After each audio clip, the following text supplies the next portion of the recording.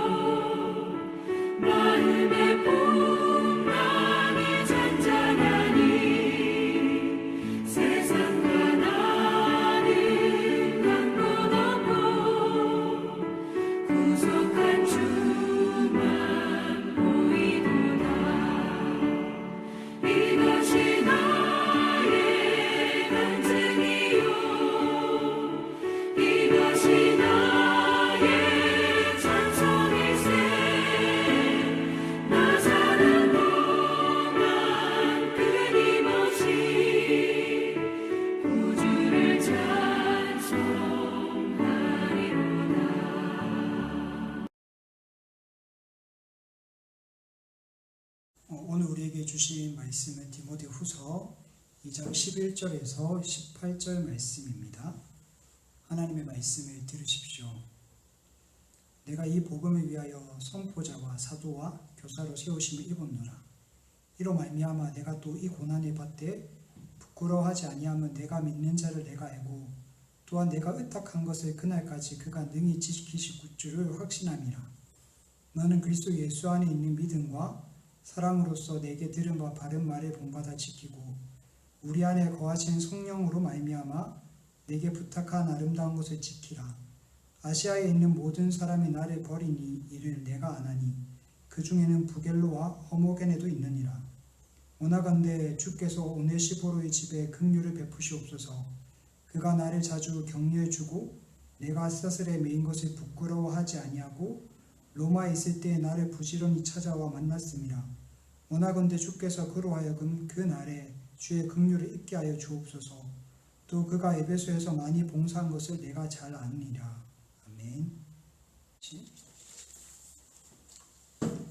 오늘 수요 기도에도 영상으로 이렇게 만나 뵙게 되었습니다. 말씀을 같이 또 듣고 그 말씀 붙잡고 기도하는 시간이 되었으면 합니다. 신자로 산다는 것은 최소한 2배는 어려운 것 같습니다. 신자라고 해서 믿지 않는 사람들이 당하는 어려움을 피할 수 있는 게 아니죠. 건강이나 사업상이나 취업이나 관계 등에서 오는 어려움들 똑같이 경험합니다. 신자라고 해서 코로나가 피해가지 않았죠. 믿지 않는 사람들과 똑같은 현실의 어려움을 겪게 되죠. 뿐만 아니라 신자이기 때문에 겪는 어려움도 있습니다. 우리는 이것을 고난이라고 부르죠. 믿기 때문에 믿지 않는 사람들과 다른 행동을 하게 되고 말을 하게 됩니다. 양심의 가책이나 죄책감을 더 깊이 경험하기도 하죠. 신자이기 때문에 아무런 이유 없이 세상으로부터 미움받기도 합니다. 신자는 이렇듯 이중 고난이 견디며 삽니다. 그래서 믿지 않는 사람에 비해서 최소한 2배는 힘들게 살아가는 것 같습니다. 믿음을 지키기 위해 고난을 받습니다. 고난 앞에서 우리는 어떻게 반응을 합니까? 그리고 고난을 받고 있는 사람을 또 우리는 어떻게 대하고 있습니까? 고난에 대한 나의 반응, 또 고난 받고 있는 사람에 대한 나의 태도가 우리 믿음의 실상을 보여주는 것 같습니다. 오늘 본문에서는 이 두 가지 이야기가 담겨 있습니다. 고난받는 바울이 그 고난을 어떻게 받아들이고 있는가, 또한 고난받고 있는 바울을 교인들이, 성도들을 어떻게 대하고 있는가, 이 2가지 이야기를 우리는 오늘 본문에서 살펴볼 수 있습니다. 먼저는 바울이 고난을 어떻게 받아들이고 있는지를 살펴보도록 합시다. 12절에서 바울은 내가 또 이 고난을 받되라고 말하고 있습니다. 바울은 지금 고난을 받고 있는 중이라는 거죠. 바울은 지금 옥에 갇혀 있습니다. 옥에 갇힌 바울의 이야기를 우리는 자주 들었기 때문에 바울이 옥에 갇혔다고 하면 늘 그렇구나라고 생각할 수 있는데, 오늘 디모데 후서를 쓸 당시는 우리가 흔히 아는 바울이 옥에 갇혔던 상황과는 조금 다릅니다. 옥중 서신이라 불리는 그 성경을 쓸 당시에는 로마 옥에 갇혀 있었는데 가택연금 상태였습니다. 그래서 사람들의 그 자유, 본인이 나가는 것에 행동에 제약이 있긴 했지만 사람들이 드나드는 것에서는 자유로웠습니다. 그리고 바울은 로마 감옥에서 가택연금 상태에서 풀려나게 됩니다. 석방되죠. 그리고 다시 복음을 전하기 위해서 여행을 떠나는데요. 여러 지역을 다닌 후에 학자들에 따라서 다르긴 한데 로마로 돌아오는 길에 또는 로마로 돌아와서 다시 잡혔다고 합니다. 이번에는 가택연금 상태가 아니고요. 음침하고 빛이 겨우 들어오는 지하 감옥에 갇혔다고 합니다. 16절을 보면 사슬에 매인 것이 분명해 보입니다. 그리고 잡혔을 당시는 악나라비로 소문난 네로의 박해가 한참 진행 중일 때였습니다. 바울은 이곳에서 자기가 죽을 것을 직감합니다. 예비 신문은 끝이 났고 정식 재판만을 기다리고 있었습니다.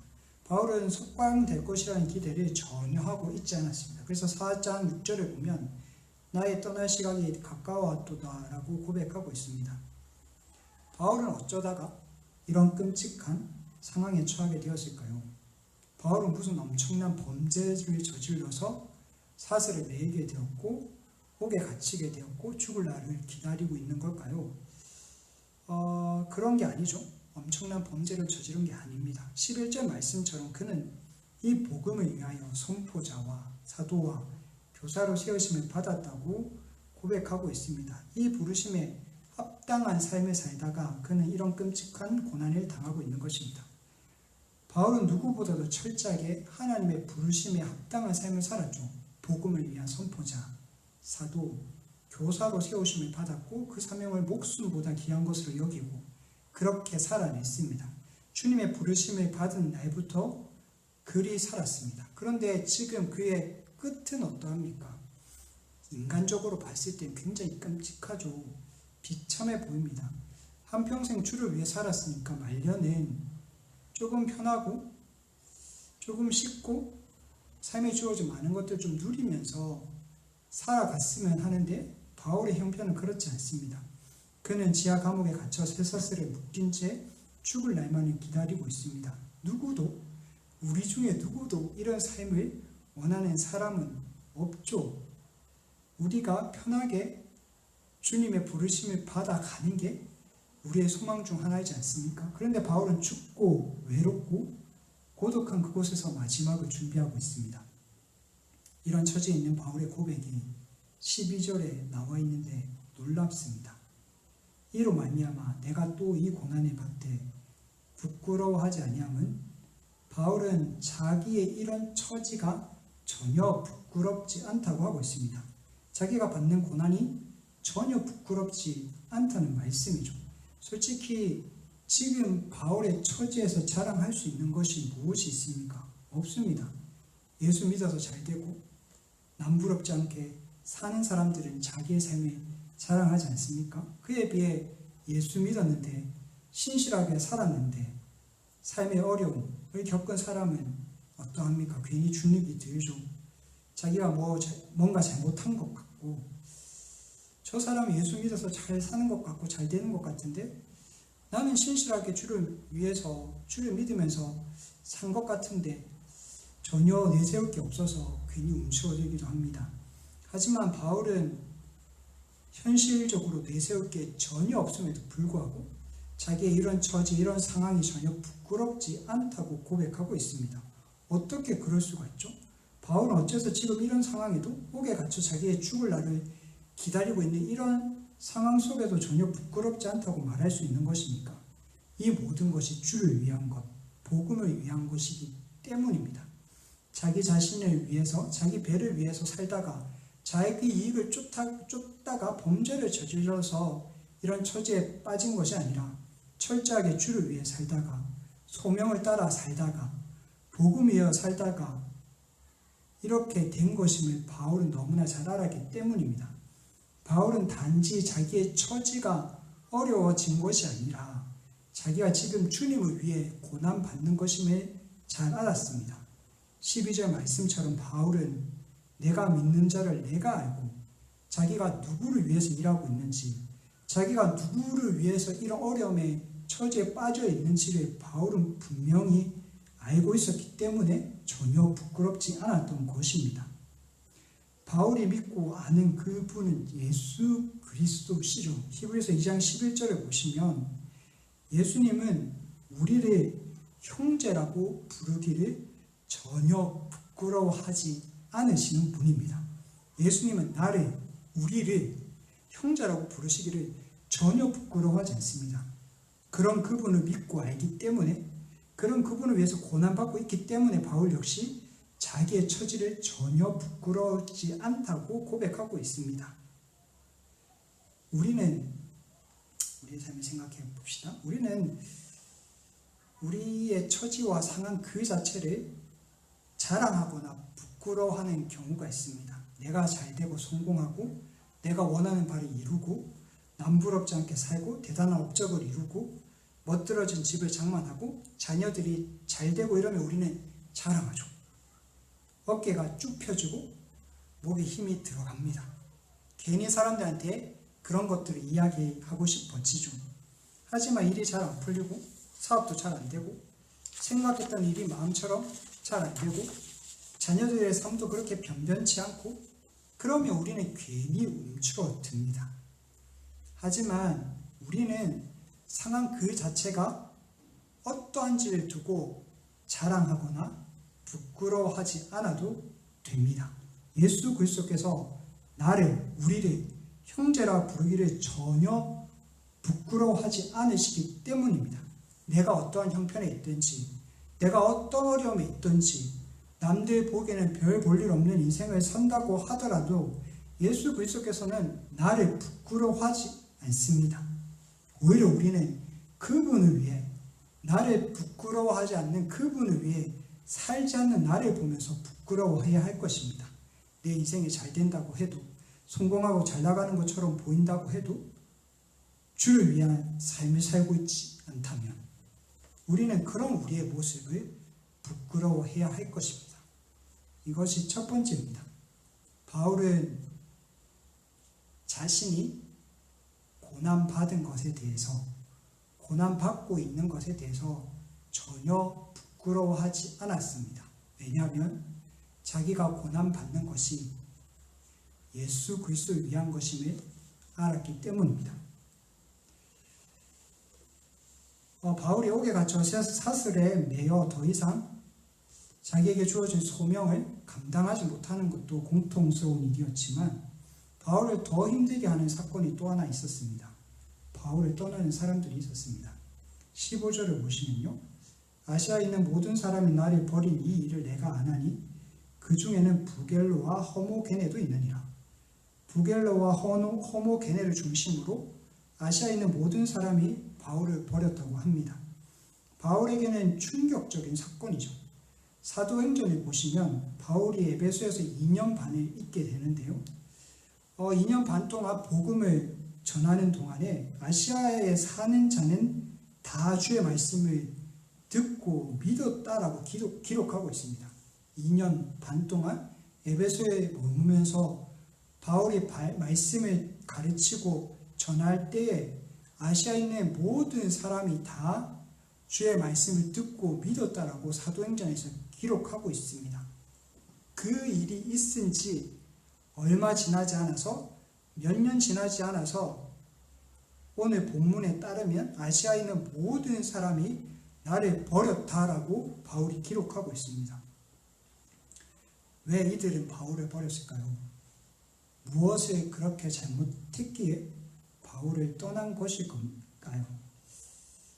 바울의 투옥 때문일 겁니다. 바울은 아시다시피 아시아와 유럽 전역을 다니면서 복음을 전했었죠. 그 복음을 듣고 예수 그리스도를 믿어서 구원을 받은 자들이 모여서 교회가 되었습니다. 교회가 세워졌죠. 바울에 대해서 복음을 들었고 바울의 가르침을 받아서 교회가 영적으로 성장했기 때문에 바울이 각 교회에 미친 영향력은 지대했을 것입니다. 그랬던 바울이 로마에 투옥당했다가 풀려났는데 다시 복음을 전하다가 투옥이 되었습니다. 이번에는 처음과 다르죠. 아까 말씀드렸던 것처럼 지하 감옥에서 사슬에 매인 채 죽을 날을 기다리고 있는 겁니다. 아무래도 아시아 전역에 있는 교회들이 흔들릴 수밖에 없는 상황이죠. 자기들 영적으로 보살펴 주었던 바울이 갇힌 것도 그들 입장에서는 굉장히 힘이 든 일입니다. 바울이 또다시 갇혀야 하는 상황을 이해하기도 힘이 듭니다. 이제껏 주를 위해서 복음 전하면서 평생을 걸어왔는데 그 끝이 너무나 절망적이고 비참해 보이는 겁니다. 거기서 죽을지도 모른다는 소식을 들으니 더 그렇습니다. 앞으로 우리는 어떻게 되는 거지? 이런 두려움이 생겼겠죠? 지금 우리가 믿고 있는 바울이 전해준 복음이 무언가 잘못된 것은 아닐까? 성도들의 마음이 많이 흔들렸을 것입니다. 그 틈을 타서 부겔러와 허모게네가 주동을 해서 바울을 떠나기로 작정한 것으로 보입니다. 이 일에 대한 바울의 심정은 오늘 본문에 기록되어 있지 않습니다. 비록 성경은 침묵하고 있지만 우리는 충분히 그 심정을 이해하고도 남죠. 자기가 복음을 전하였고 자기가 가르쳤던 사람들이 다 자기를 버리고 떠난다. 이런 상황에서 마음이 아프지 않고 괴롭지 않은 사람이 있겠습니까? 바울은 굉장히 고통스럽고 마음이 괴로웠을 것입니다. 마치 예수님께서 잡혔을 때 모든 제자들이 떠났지 않습니까? 그때의 심정을 바울은 아마 지금 조금 이해하게 되었을 것 같습니다.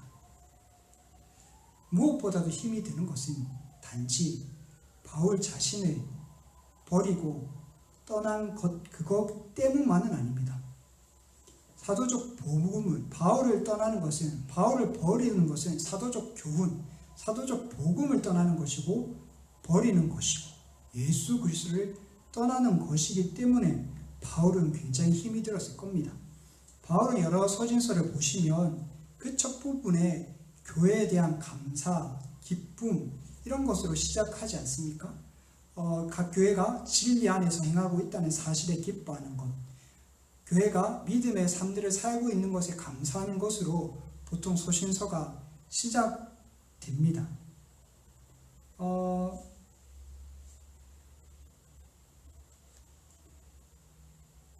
바울이 지금 고난을 받는 것도 복음을 위해서, 예수 그리스도를 위해서 고난을 받는 것이지 않습니까? 이방인들이 바울이 전한 복음, 예수 그리스도를 믿고 구원을 얻기를 바라면서 지금 또 고난을 감수하고 있는데, 너무나 많은 사람들이 오히려 그 바울이 고난받는 모습을 보고 바울을 버리고 예수 그리스도를 버리고 떠나고 있습니다. 어쩌면 자기들도 그런 고난을 받을까 두려워서, 바울처럼 되는 게 싫어서, 우리의 삶이 저렇게 끔찍하게 될까봐 무서워서 떠나는 것일 수도 있습니다. 우리는 어떠합니까? 누군가 예수 그리스도를 믿는 믿음 때문에 고난을 당하고 있다면, 어려움 처지에 처해 있다면 우리는 어떻게 반응을 합니까? 꼭 저렇게까지 살아야 하나? 대충 조금 타협하면서 살면 되는 것 아닌가? 우리는 그렇게 생각하고 있지는 않습니까?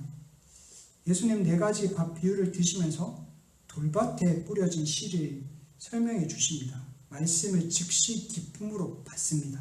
하지만 말씀으로 말미암아 환난이나 박해가 일어날 때 곧 넘어지는 자라고 말씀하십니다.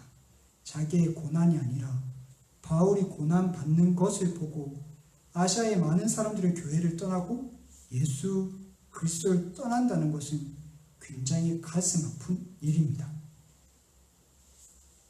이런 와중에도 놀랍게도 바울을 떠나지 않고 곁을 굳게 지킨 사람이 있습니다. 오늘 본문에 등장하는 오네시보로입니다. 바울에게 그의 존재가 얼마나 큰 힘이 되었는지 상상해 보십시오. 오네시보로는 바울을 끊임없이 격려해 주었습니다. 바울이 쇠사슬을 맨 것을 전혀 부끄러워하지도 않았고요. 로마에 있을 때 가택 연금 상태였을 때도 바울을 여러 번 찾아갔습니다. 그리고 에베소에서 자기에게 주어진 그 봉사 일을 기쁨으로 감당하였습니다. 오네시보로의 존재는 아마 바울이 자기를 버린 모든 사람을 잊게 할 만큼 그런 큰 역할을 했을 겁니다. 우리도 서로에게 이런 존재가 되면 참 좋을 것 같습니다. 솔직히 오네시보로 입장에서는 바울은 굉장히 큰 사람이죠.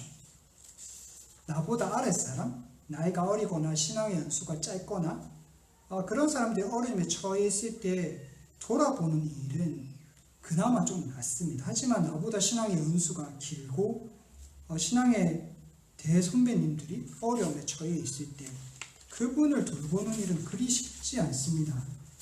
많은 사람들이 바울을 떠났던 이유를 생각해 보십시오. 대부와 같은 분이 다시 오게 갇혔다는 사실에 그들은 충격을 받고 떠난 것이죠. 내가 챙김을 받아야 되고, 내가 도움을 받아야 되고, 내가 위로를 받아야 되고, 내가 권면을 받아야 되는데, 그런 사람이 옥에 갇히고 어려움에 처해 있으니까 그런 어려움 때문에 내 마음을 추스르고 그런 분들을 찾아가서 위로하고 힘을 북돋아주는 일은 그렇게 쉬운 일이 아닙니다.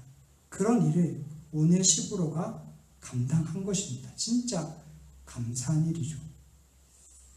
마지막 날 결산할 때가 이르면 한 무리는 주님의 왼편에 또 한 무리는 주님의 오른편에 서게 되죠. 오른편에 있는 자들에게 주님은 예비된 나라를 상속받으라고 상을 베풀어 주시죠. 그러면서 하시는 말씀이 있습니다. 내가 줄일 때 너희가 먹을 것을 주었고, 목마를 때 마시게 하였고, 나그네 되었을 때 영접하였고, 헐벗었을 때 옷을 입혔고, 병들었을 때 돌아보았고, 옥에 갇혔을 때 와서 보았느니라 고 하십니다. 오른편에 있는 자들이 주님, 우리가 언제 주님께 이런 일을 하였습니까?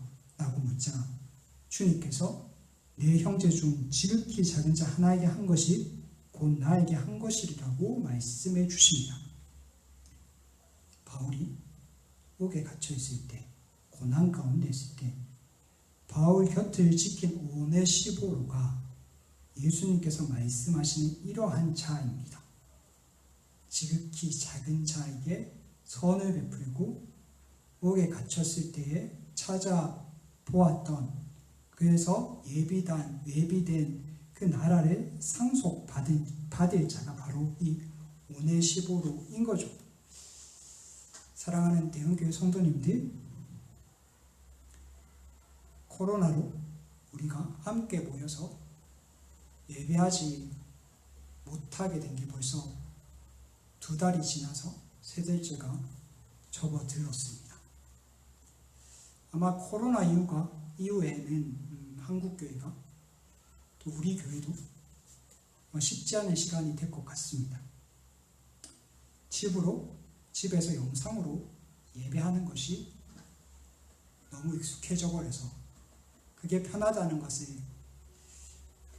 경험하게 되어서 함께 모여서 예배하는 이들이 점점 작아질까봐 그게 염려되기도 합니다. 특히나 우리 다음 세대들 더더욱 그렇게 되지 않을까, 굳이 교회 가서 예배해야 되냐라고 말하는 아이들이 생겨나게 될 것입니다. 코로나 사태를 지나면서 한국 교회에 너무 잘 정부의 지시를 따랐는데도 불구하고 몇몇 사람들은 한국 교회에 대해서 더 안 좋게 인식하게 된 것 또한 사실입니다. 이런 어려움, 어쩌면 시대가 지날수록 사람들이 점점 교회를 떠나게 되는 이런 상황 속에서 우리는 어떻게 해야 되겠습니까? 부겔라와 호모게네처럼 바울의 고난받는 모습을 보고 그를 떠나고 예수 그리스도를 떠난 것처럼 우리도 그러해야 하겠습니까? 아니면 이러한 때일수록 어렵고 예수 믿는 믿음을 지키는 일이 점점 힘들어지는 이때에 오네시보로처럼 서로의 곁을 지키면서 믿음의 걸음을 걸어야 되겠습니까?